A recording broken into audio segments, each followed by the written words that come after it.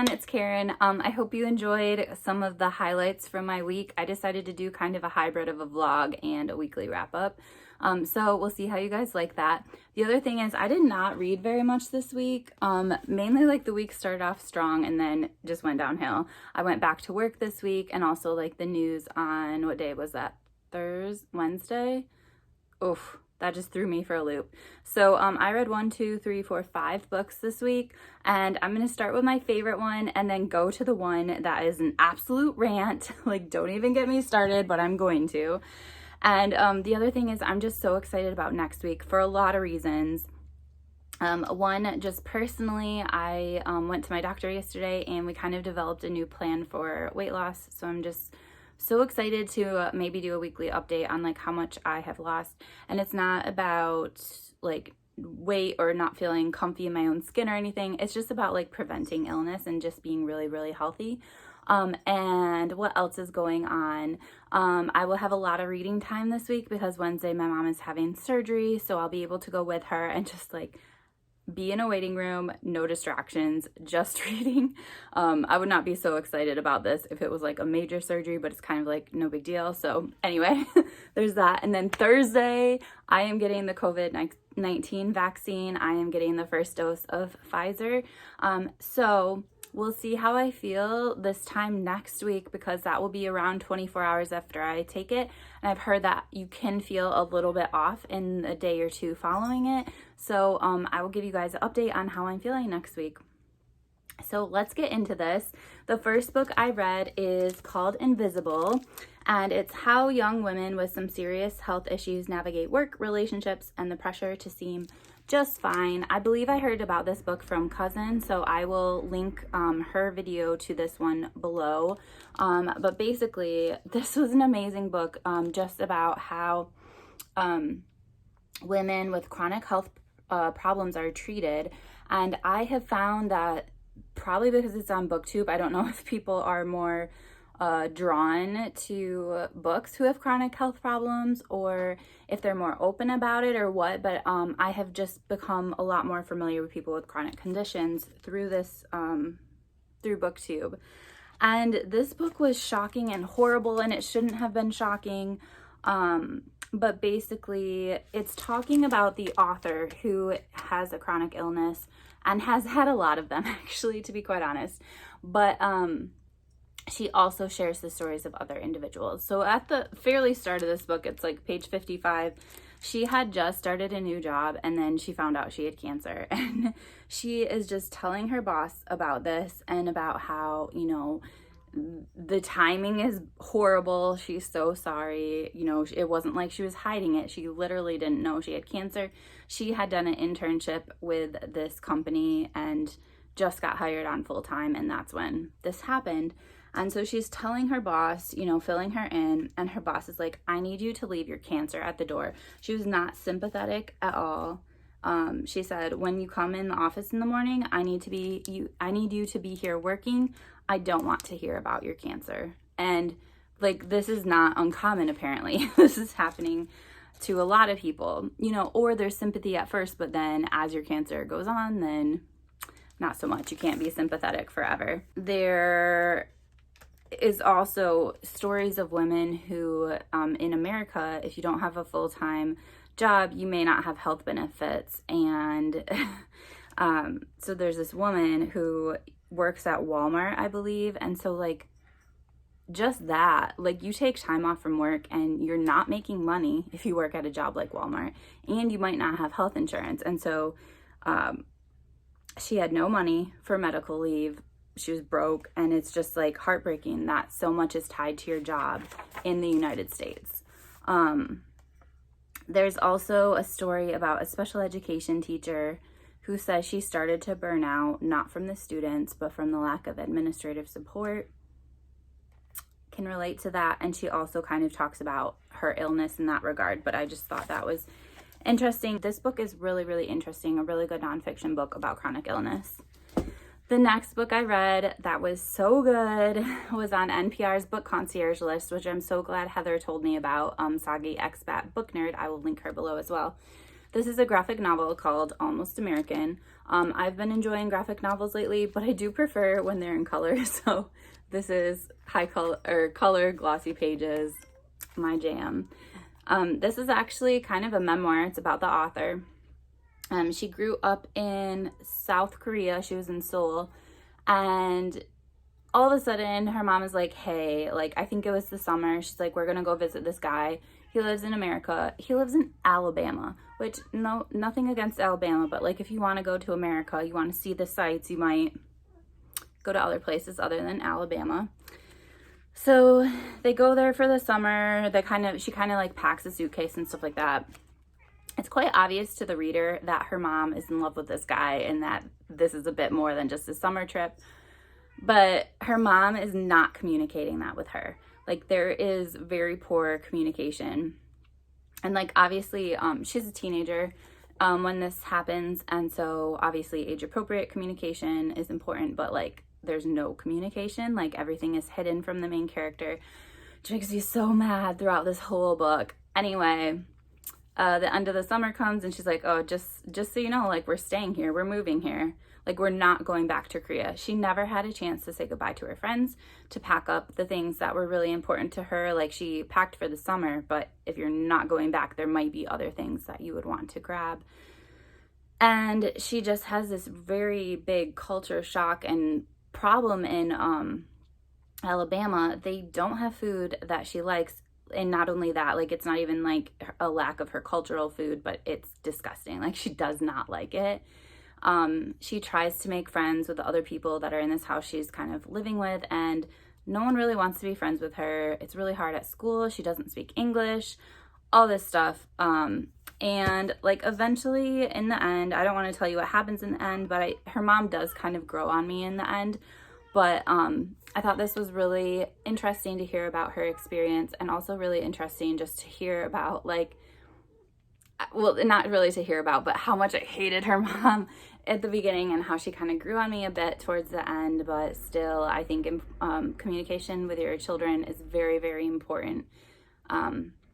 And I have known a lot of people that really struggle as an adult because they went through tough things as a kid, and there was not good age-appropriate communication with what's going on and processing through it.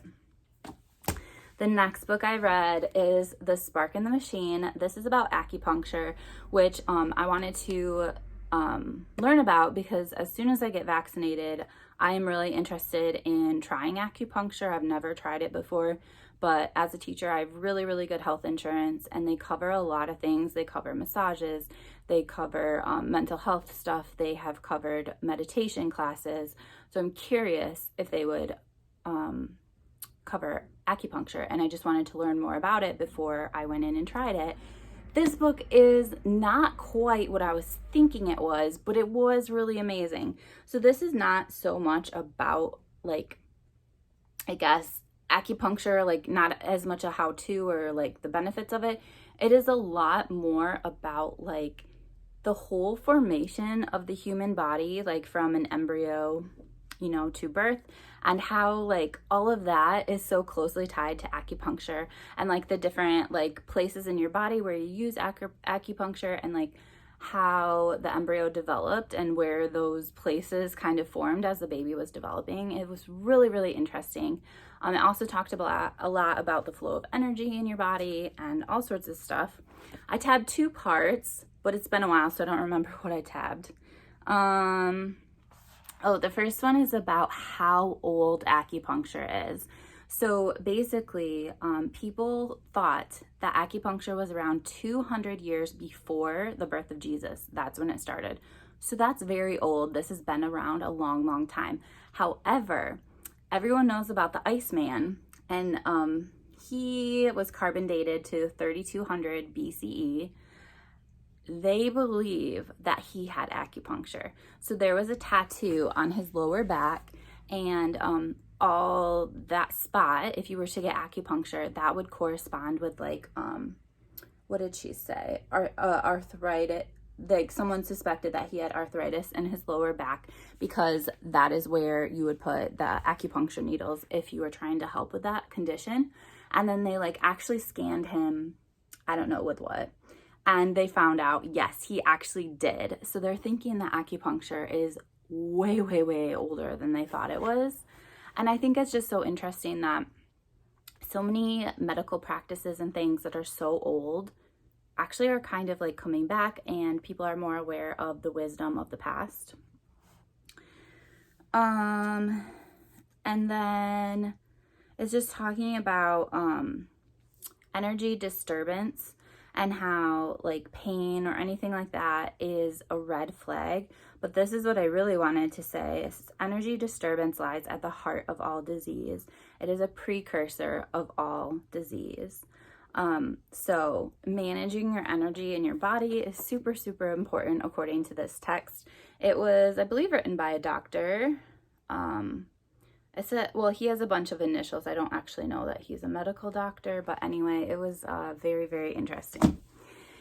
Then the next book was just okay. I think I gave it 3 stars. I read it on my Kindle. It was from NetGalley, and I forgot what it was called. I just found the notes, but I forgot what the title is, so that's kind of bad. Sorrow and Bliss. Okay. It was okay. It was basically about a girl who grew up with mental illness, and it covers her from like her childhood up until she's in her 40s. And this is one section I underlined that I thought was really important.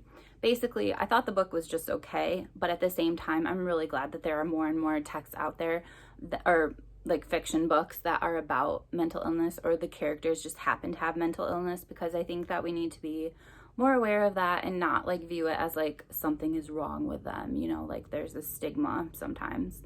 And I think it also varies in different countries. Like I was talking to someone else who said that there's kind of like, it's kind of taboo to talk about trauma from your past, and I don't think that's true in America.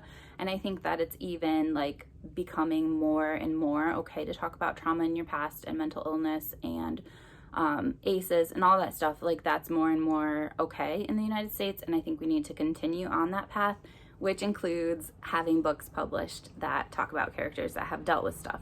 But this is something really important that she shares.